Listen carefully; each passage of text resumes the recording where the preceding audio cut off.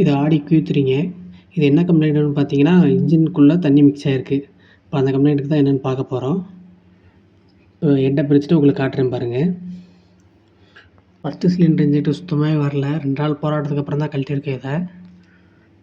பாருங்கள், ஃபஸ்ட்டு சிலிண்டரில் வந்து ஃபுல்லாக கூலண்ட் வந்து நிற்கிது. மற்ற 3லையும் எதுலேயும் மிக்ஸ் ஆகலை. ஃபஸ்ட்டு சிலிண்டரில் மட்டும் மிக்ஸ் ஆகிருக்கு. உள்ள தண்ணி இறங்கியிருக்கு. என்ன கம்ப்ளைண்ட்டு என்னென்னு அனலைஸ் பண்ணிவிட்டு இதை பார்க்க போகிறோம்.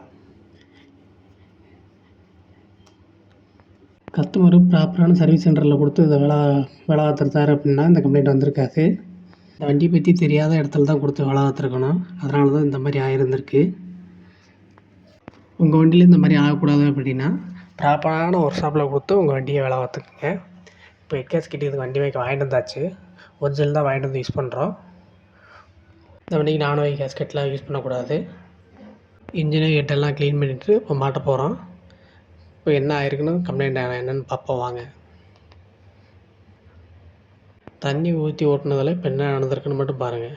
ஃபஸ்ட்டு சிலிண்டர் இன்ஜெக்டர் மாட்டுற இடம் சைடில் பாருங்கள், ஒரு ஓட்டை தெரியுதா? அந்த ஓட்டை விழுகிற அளவுக்கு தண்ணியாக ஊற்றி ஓட்டியிருக்காங்க.